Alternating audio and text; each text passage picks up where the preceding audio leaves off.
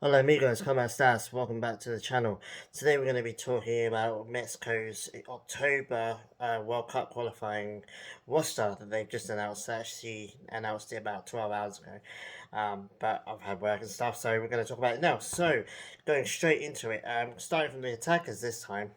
Obviously it's um, slightly different from the last qualifying games in that Raul Jimenez is back finally. He's been doing all right with Wolves. I mean, he scored a goal in their last game against Southampton, which was absolutely massive. It was their winning goal as well. So he's back to his scoring ways, but it has taken him about 5 or 6 games to kind of get back into it. But not only was he in a long term injury, but also he's come back to a new manager, um, different style of play. All of the teams around them have improved, so it has been quite difficult for them to, as a team, let alone just him. So for him to get a goal in the last game, it was the winning goal. He got to team of the week. It was really good. So fantastic that he's back from Mexico. Just absolutely waiting for him to come back. And then obviously Chucky Lozano as well. He is back in it, in the lineup. Thank goodness.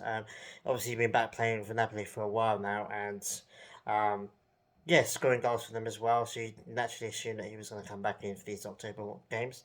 Um, Again, while not a long-term injury like Raul Jimenez, it was still a serious injury. He was injured in the Gold Cup, if I'm not mistaken. 'Cause it's been a long time now, but it's a fairly serious head injury, similar-ish to Jimenez, but fortunately, Tricky didn't need to have major surgery, so that was good. So then we also, so it's good to have them two back, and then we're gonna go straight into it. So very very happy to see that Alexis Vega has been called up again, starting to look like a mainstay in that senior national team now. Definitely seems like a player that Tata Martino is keen on, which is absolutely amazing because he's a good player. Does massively, he's doing massively better for Mexico than he is for Chivas at the moment, which is not too good for Chivas, I guess. Um, but really happy to see him back. Henry Martin as well. I think his Olympic performance alone warrants him staying in that squad. But I think if anyone's going to be dropping out of the roster in the attacking lineup, it'd either be him or Funes Mori, who's also coincidentally still in the squad. For me, Funes Mori hasn't done enough, either in a Mexico shirt or for Monterrey this season. Monterrey has been average. I mean, Poncho Gonzalez really has been one of Monterrey's best players at the moment. He's not in the squad, but we'll go into the midfield in a minute. So yeah, Funes Mori and Henry Martin is in the squad as well, and then obviously it's Tecatito Corona, who got battered. We have to wait. We have to see. We have to say that he got battered against Liverpool with Porto midweek in the Champions League. Not good. I mean, they always seem to be playing each other, Porto and Liverpool. I hoped he was going to score. I really, really, really wanted him to score a goal against Liverpool, or a couple at least, but it wasn't meant to be. Porto just doesn't seem to be up to the challenge of Liverpool at the moment, but hopefully they can still get out of the group. So yeah, that's a pretty decent lineup. Obviously, we're probably going to see Jimenez, Lozano, and Tecatito again. Finally, it feels like an absolute age since we saw those three as a front three for Mexico. Arguably, I mean, easily the best attacking lineup that Mexico can put out at the moment. Obviously, Funes Mori are going to get some game time. Alexis Vega's probably going to get some game time, probably out left, the left wing. Henry Martin and yeah, I mean, it's going to get rotated, but I would imagine at least against Canada, it's going to be Tecatito, Jimenez, and Lozano up front from probably all of the game and probably starting at least two of those games. But so good attacking wise for me. I don't think I would have Funes Mori in if I'm being brutally honest. Um, Chicharito, we always come back to Chicharito. I don't know why he's not being called up. Um, Undoubtedly, something's happened. There's no question about that. It's just we need to know what it is because at the moment, like he's firing on all cylinders for LA Galaxy. He's doing really well for Galaxy, and you're sitting there, he's scoring goal after week after week, and you think he's worth being called up. I mean, he's good enough still to be called up, and that's not even considering the fact that he's the record goal scorer still. Um, Martino and some journalist they've all must have been told, don't ask about Chicharito, but somebody at some point has to ask, like, where the hell is Chicharito? Why are you not calling him up? What did he do? What did he not do? Um, just tell us, and then we can just go, oh, okay, he did that, okay, we'll move on. But they're still not knowing, and the fact that he's doing really well, and the fact that Bruno Zamori, in particular, is not doing that great for club or country, you think Chicharito over Funes Mori as a backup striker to Jimenez makes sense, but very frustrating. But it's not going to get unfrustrating until we know what exactly happened. And there's Santi Jimenez as well. Um, JJ Macias. There's a whole bunch of young strikers now that I would have over Funes Mori at the moment. To be honest with you. Um, as a backup striker, I mean Jimenez is clear and well out in front of being the main striker for Mexico. But as backup, why not have JJ Macias in there? He's not done too great for Getafe, but Getafe is not a good team. They're not doing great. They're probably going to get relegated this season's. But he's still a quality player, and I think he's going to be playing for Mexico at some point. You might as well get him in there now and get him bedded in. But I think Tata Martino's just focusing on right now, getting these qualifiers out of the way. I mean, after these three, we're probably going to really, really know, hopefully, really know who's likely to qualify and who's not likely to qualify. And hope Mexico's top of the group at the moment. Get another 2 wins and a draw. That's pretty much it, I think. But there's plenty more games, so we can't jump too far ahead. And then going straight into the midfield, we've got Charlie Rodriguez, Romo, Uribe Peralta, Uribe Peralta, Orbelin Pineda. I always get the two mixed up. I don't know why. Hector Herrera, Andres Godado, Jonathan Dos Santos, Seb Cordova, and Uriel Antuna. Pretty decent midfield, if I'm being honest. Godado, Jonathan Dos Santos. I mean, Godado is the captain, so you kind of make a point of his presence alone in the dressing room is going to be enough to get him into the squad. Jonathan Dos Santos, he's been doing alright, I guess, for Galaxy, but I mean, I don't know, Pineda as well. Do we not have any other midfielders? Sorry, there's Edson Alvarez as well, obviously, in that midfield as well. So yeah, the midfield's a bit iffy. I mean, I don't know. I think did Travis could deserve a call up. He's been blinding for earthquakes. Does Poncho Gonzalez, who I mentioned earlier, does he not deserve a call up? He's been Rayado's best player this season so far. Bagging in the goals. Like I'd have Poncho over Pineda at the moment, if I'm being brutally honest. Or even Jonathan Dos Santos, but I mean, it seems like another safe bet for Tata Martino. I think he's just focusing on these qualifiers, like I said, and we'll have to wait and see what happens. I want to know how good Jimenez and Lozano are in improving Mexico's attacking ability before I really come down too hard on the midfield. Edson Alvarez, got to especially mention him. I mean, what an absolute blinding season he's having for Ajax at the moment. Doing really well in the Champions League. Doing real well in the Eredivisie. Look likely they're going to win that because even though it's only October, but still, I think they're like 7 or 8 points ahead or something stupid. Scoring goals as well. I think he's bagged a couple of goals this season. And that's really awesome considering that they play him mainly as a centre back, but they also play him sometimes as a CDM. I see him as a CDM. I don't see him as a centre back, but he does play there for Ajax quite often. So he's got a really good header as well the other week. So it's really good for him. I think he's probably the best performing Mexican player out in Europe at the moment. But yeah, it's good to see him play. And obviously, the defenders is Vasquez, which is awesome because he's out on loan at Genoa. I don't think he's got his debut yet, but it looks like it's going to happen soon because I think I read that Genoa's got several different injuries at the moment, so he could get his debut this weekend. And then obviously, Jorge Sanchez. I mean, he's got a mistake in him, but I think he's still going to be Mexico's starting right back relatively soon. I think this one of those things that you want to see. you want him in the squad sooner rather than later, so they can get bedded in, get the sponge off the experience and knowledge of the senior players in the team.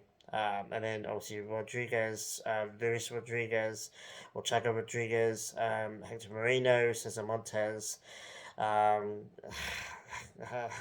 Gallardo. I mean, Gallardo.